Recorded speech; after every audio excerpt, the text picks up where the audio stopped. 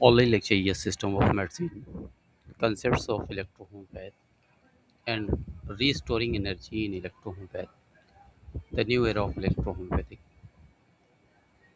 Areas of bioelectrical energy, bioelectricity, age groups of remedies, part 12. Lymph and blood in electrohomeopathy.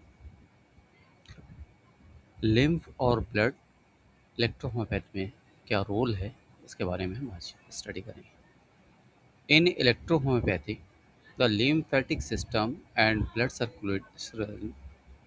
circulation are considered the two main channels।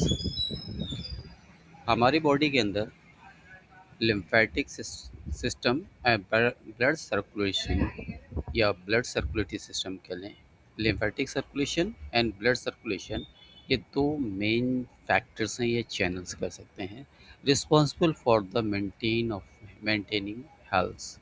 Health को maintain करने के लिए दो ही life के लिए factors होते हैं, जिसमें लिम्फेटिक है और ब्लड है। अगर हमारा लिम्फ और ब्लड पेरिफाई रहेगा, ओरिजिनल रहेगा, जिसमें किसी तरीके एबनॉर्मलिटीज़ नहीं आएगी, तो अकॉर्डिंग इलेक्ट्रोहोम्योपैथ गुड हेल्थ मानी जाएगी। Any disturbance in these systems of lead to disease, किसी भी तरीके की डिस्टर्बेंस जब इन सिस्टम के अंदर आएगी, ये लीड्स करेंगी ये डिजीज़ को बढ़ाने का काम करेंगे या डिजीज़ को कंटिन्यू रखने का काम करेंगे। ठीक। And restoring the balance, their balance is a की टू हीलिंग। और इसको अकॉर्डिंग इलेक्ट्रोहोम्योपैथिक सिस्टम ऑफ मेडिसिन जब हम रीस्टोर करते हैं, या इलेक्ट्रोहोम्योपैथिक मेडिसिन जब इसे रीस्टोर करती है और रीस्टोर करने की वजह से बैलेंस करती है इन दोनों को, तो यहाँ पर बैलेंसिंग इज़ अ की। इसे बैलेंस करने की कुंजी जो हेल्थ के लिए कही गई है, वो यहाँ पर हीलिंग मतलब भरने का काम करती है या रिकवरी का काम करती है। रीस्टोरिंग देयर बैलेंस इज की टू हीलिंग, मतलब यहाँ पे जो रिस्टोर कर रहे हैं लिम्फ एंड ब्लड्स को, वो हेल्थ के लिए की फैक्टर साबित होता है और की फैक्टर बनता है। The roles of lymph and blood in health. Blood system एंजाइटो system. Blood carries oxygen, blood का काम है ऑक्सीजन कैरी करना, न्यूट्रिएंट्स कैरी करना, immune cells to all parts of the body. Immune cells को पूरी बॉडी के अंदर फैलाने का काम या पहुंचाने का काम करता है। Its remove carbon dioxide and waste through the lungs and kidneys. Blood circulatory system का काम या ब्लड सर्कुलेशन का काम कार्बन डाइऑक्साइड और वेस्ट मटेरियल्स जो हमारी बॉडी के अंदर इकट्ठा हो गए हैं, वो लंग्स और किडनी के थ्रू बाहर भेजने का काम करते हैं, रिमूव करने का काम करते हैं। ठीक है। Imbalance in blood flow can lead, अगर ब्लड फ्लो का जो सर्कुलेशन है आ, असामान्य होगा या बैलेंस नहीं होगा, प्रॉपर नहीं होगा, इसमें हाई और लो, या तो हाई हो जाए या फिर लो हो जाए, तो उसमें ब्लड प्रेशर हाई लो बनेगा, एनीमिया होगी। अगर डिफिशियंसी क्रिएट हो रही है तो एनीमिया होगी। अगर क्लॉटिंग डिसऑर्डर्स है, क्लॉटिंग डिसऑर्डर होगा अगर उसकी थिकनेस बढ़ गई, एंड इन्फ्लेमेशन, और इन्फ्लेमेशन भी पाया जाएगा। Imbalance of blood flow can lead high और लो ब्लड प्रेशर। ब्लड का इम्बैलेंस होना कॉज बनाएगा हाई और लो ब्लड प्रेशर को, एनीमिया को, क्लॉटिंग ब्लड जो जम जाता है, क्लॉटिंग डिसऑर्डर्स डेवलप करेगा, या तो बहुत ज़्यादा, जैसे कि आपने देखा होगा कई बार प्लेटलेट्स काउंट्स बहुत ज़्यादा बढ़ जाते हैं, बल्कि जमना शुरू कर देते हैं। कई बार ऐसा होता है जैसे डेंगू की कंडीशन में प्लेटलेट डाउन हो जाते हैं, सिकल सेल एनीमिया के अंदर जो है आरबीसीज वगैरह जो है ब्लड डिजीज़ के अंदर कई बार ऐसा देखा गया है कि आरबीसीज राइज़ कर जाते हैं बहुत ज़्यादा, 8 लाख 9 लाख तक पहुंच जाते हैं। और ऐसा ही केस हमारे पास एक आया था जिसमें हमने ट्रीट किया, 1 साल का पूरा ट्रीटमेंट लगा और फाइनली वो लिम्फोसाइट्स, प्लेटलेट्स एंड आरबीसीज दोनों नॉर्मल हो गए। लिम्फोसाइट्स उसके जा रहे, डब्ल्यूबीसी जा रहे, सॉरी, 15-18,000 और आरबीसीज जा रहे थे 8 लाख और प्लेटलेट्स था करीब 7 से नियर अबाउट 7 लाख के करीब। तो ये 1 साल लगा कंट्रोल करने में। ब्लड सिस्टम एंजाइटो, जिसे ब्लड सिस्टम कहते हैं, उसे एंजाइटो सिस्टम से भी जानते हैं। Blood carries oxygen, nutrients and immune systems. ये रिपीट कर रहा है यहाँ पे, फिर से स्लाइड रिपीट कर गई, sorry. lymphatic system lymphatic system this lymphatic system is remove toxins, waste and pathogens from the body। जो भी हमारी बॉडी के अंदर टॉक्सिन्स होता है या वेस्ट मटेरियल होता है या पैथोजेंस हमारी बॉडी के अंदर, उसको रिमूव करने का काम जो है लिम्फेटिक सिस्टम करता है, लिम्फ के थ्रू किया जाता है।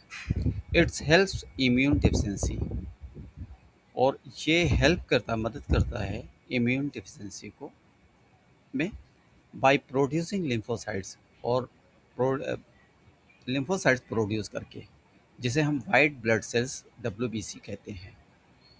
ओके।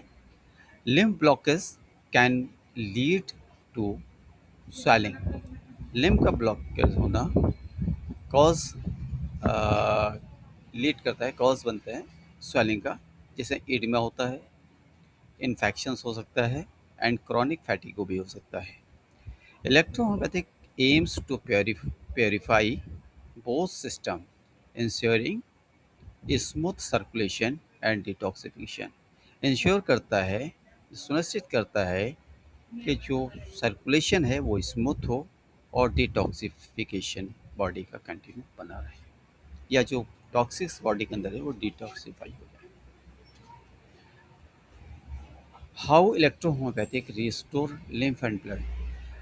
इलेक्ट्रोहोम्योपैथ किस तरीके से रिस्टोर करता है लिम्फ एंड ब्लड्स को। Electrohomeopathic remedies are classified into two main groups, blood and lymph purifications. Electrohomeopathic lymph lymph and blood को रिस्टोर करने के लिए दो यहाँ पर दो करेक्टर मेडिसिन के रखे गए हैं। एक क्या है, लिम्फ लिम्फ से रिलेटेड है, जैसे को प्योरीफाई करता है, और दूसरा ब्लड को। ठीक। ग्रुप्स ऑफ, दो ग्रुप में डिवाइड किया गया है लिम्फ एंड ब्लड्स को। अच्छा, ये कन्फ्यूज़न होगा, लिम्फ के अंदर आने वाली सारी जो मेडिसिन हैं वो स्क्रोफोसो और एल1 ग्रुप की आएंगी।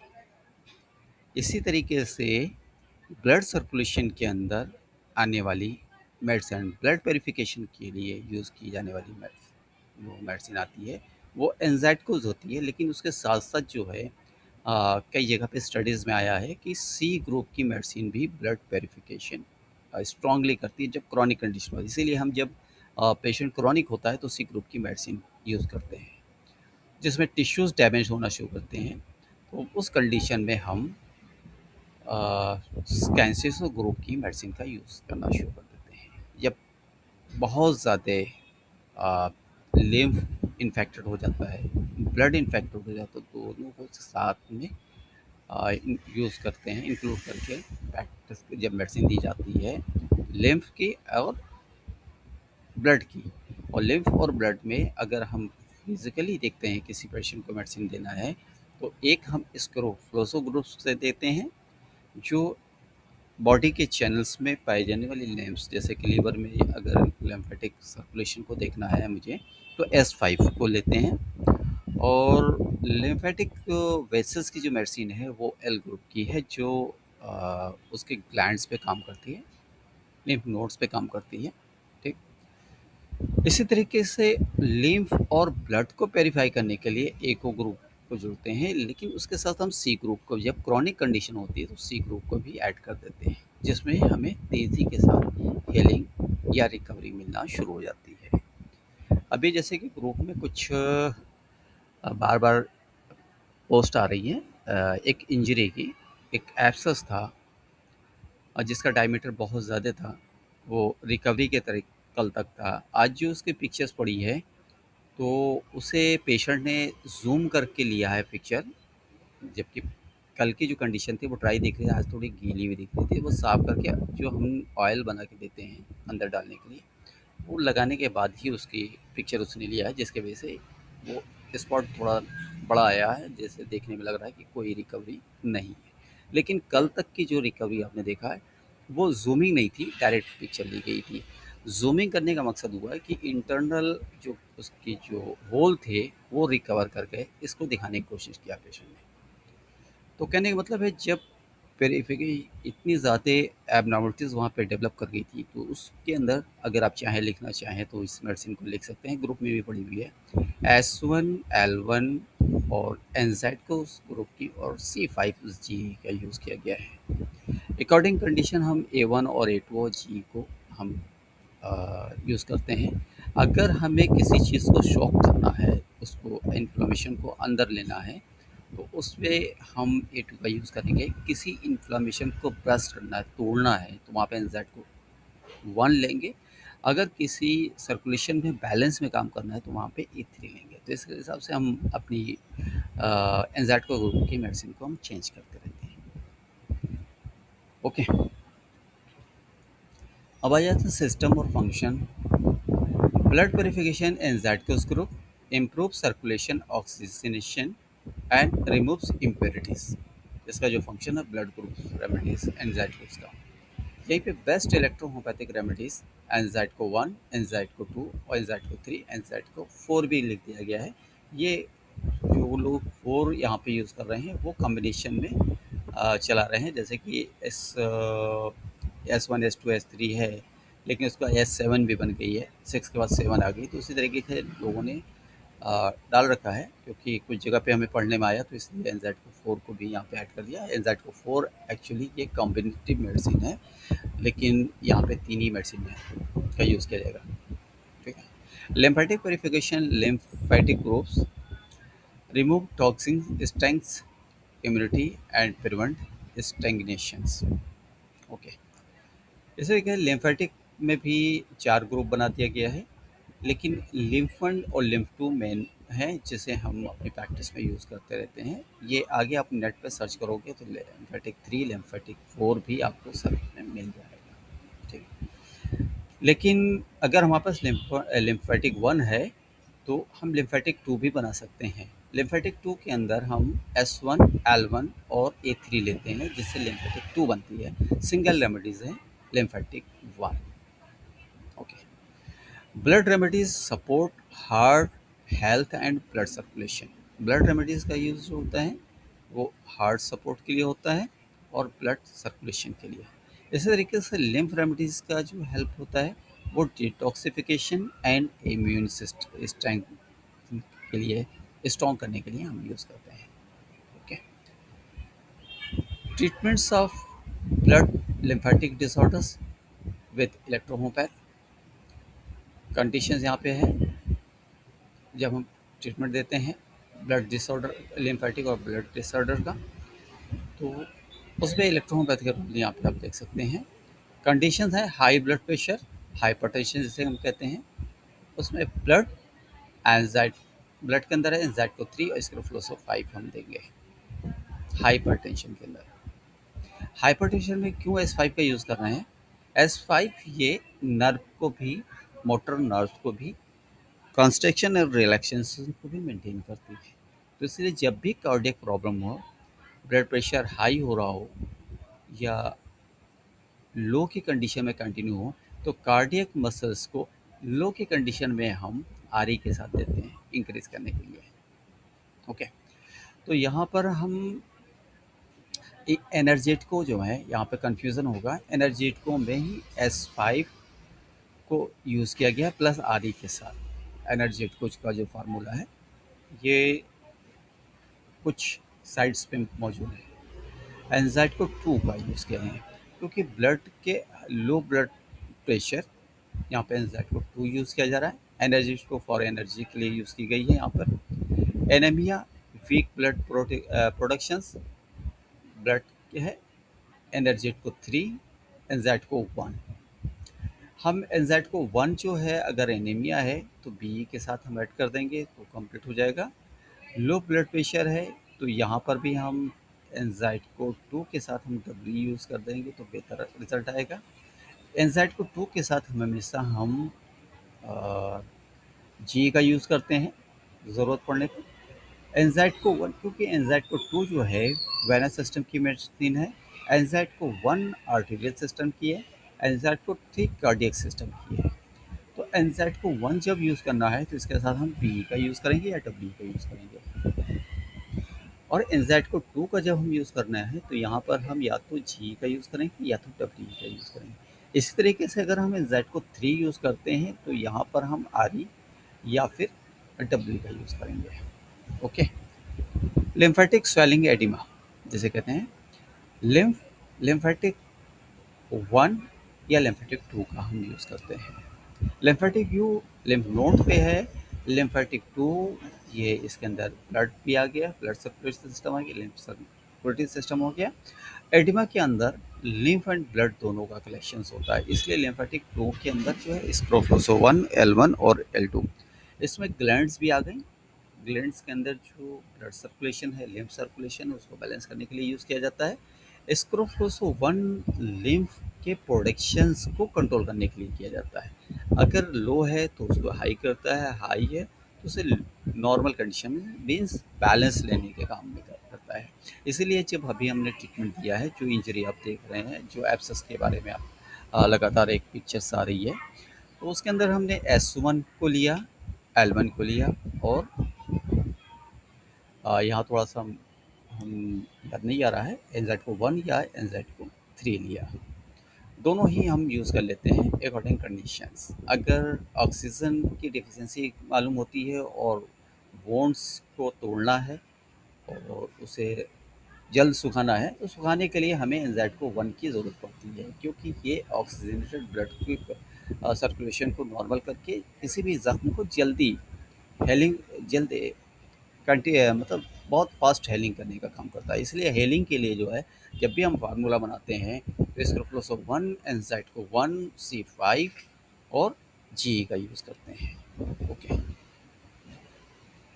पुअर इम्यूनिटी फ्रिक्वेंटली इन्फेक्शन, इसमें लिम्फेटिक 3 फिर आ गया और स्क्रोफलोस ऑफ 1 अकेला भी यूज़ कर सकते हैं। इससे ब्लड इम्परेशन, स्किन डिजीज़ और एक्न और सोराइसिस एक्जिमा के लिए हम कैंसरसो 5, S3 और फैब्रिफ्यूगो का यूज़ करते हैं, जिसमें ब्लड एंड लिम्फ दोनों ही एक साथ हमें प्योरीफाई करना है। अफेक्टेड, देखिए यहाँ पे कंडीशन है और यहाँ पर अफेक्टेड सिस्टम है। अब यहाँ पे जो अफेक्ट कर रहा है सिस्टम, वो ब्लड यहाँ पे कंटिन्यू किया, यहाँ लिम्फ दो जगह पे कर रहा है। पुअर स्वेलिंग में लिम्फ इफेक्ट कर रहा है, ब्लॉक हो रहा है, और जो पुअर इम्यूनिटी है वहाँ लिम्फेटिक का की डिफिशिएंसी क्लियर हो रही है। ठीक है। Electrohomeopathic works by treatment the roots cause, not just symptoms. ये हम जो है रूट कॉज पे ट्रीट करते हैं, ना कि सिम्टम्स पे चलते हैं। तो इसीलिए यहाँ पर 100% श्योरिटी होती है कि किसी भी तरीके के केसेस को सॉल्व कर लेते हैं, लेकिन 100% हम गारंटी नहीं दे सकते। 80% और 50%, 60% कह के चलते हैं। Application method in electrohomeopathy. Method में पहला, how it helps, best use for, देखिए, oral dilution, direct absorption into the blood and lymph. जब हम लिक्विड में देते हैं, ओरल डाइल्यूशन बना के देते हैं, तो सीधे सीधे जो है मिक्सचर को लिम्फ एंड ब्लड में सीधे मिल जाता है जाकर। ऑल डिसऑर्डर, और सभी टाइप के डिसऑर्डर के लिए। External ointment and lotion penetrated skin and purify blood and lymph. ये स्किन को पेनिट्रेट करके ब्लड और लिम्फ को प्योरीफाई करने का काम करता है। स्किन डिजीज और सर्कुलेशन के लिए यूज सर्कुलेशन इश्यूज के में यूज़ किया जाता है। Electrification therapy stimulate bioelectrical flow in blood and lymph के लिए यूज़ करते हैं। इसमें क्रॉनिक डिसऑर्डर्स के अंदर यूज़ किया जाता है। Massage with oils improve circulation detoxification limbs के लिए किया जाता है, जिसमें oedema poor blood flow. Bath therapy bath therapy का भी यूज़ किया जाता है। Detoxification skin and lymphatic systems, जिसमें स्किन और डिजीज एंड एनर्जी लॉस के लिए यूज़ किया जाता है। कॉम्बिनेशन ओरल प्लस एक्सटर्नल दोनों साथ में चलता है, इससे रिजल्ट अच्छा आता है। Conclusions, why electro homoeopathic for the blood and lymph, इसमें क्यों हम किस तरीके से ब्लड और लिम्फ को प्योरीफाई करते हैं, इसका कंक्लूजन क्या निकलता है कि क्यों ऐसा करते हैं हम। तो यहाँ पे detoxify and purifiers the body naturally, body को डिटॉक्सिफाई करके प्योरीफाई करके नेचुरली नेचुरली उसको कंडीशन में लाता है। Regulate circulation without side effect, circulation को रेगुलेट करता है किसी भी साइड इफेक्ट के बगैर, इसलिए इलेक्ट्रोहोम्योपैथी में कोई साइड इफेक्ट नहीं है। Strengths immunity bye improving lymphatic drainage, lymphatic drainage को इम्प्रूव करके स्ट्रेंथ इम्यूनिटी को स्ट्रॉन्ग करता है, मजबूत करता है। बैलेंस एनर्जी एंड पोलरिटी, मतलब निगेटिव पॉजिटिव पोल्स की पैरिटी जो बैलेंस करता है, एनर्जी को बैलेंस करता है। अगर हमारा निगेटिव पॉजिटिव प्रॉपर वे में बॉडी में फ्लो करेगा तो हम एनर्जेटिक फील करेंगे। अगर हमारी बॉडी के अंदर पॉजिटिव चार्ज कम हो रहे हैं तो हम लूज और थके हुए महसूस करेंगे, और अगर पॉजिटिव चार्ज एक्स्ट्रा हो रहे हैं, नेगेटिव चार्ज कम हो रहे हैं, तो उस जगह पे हम हाइपर एक्टिविटीज़ होगी, जिसमें पेन भी हो सकती है।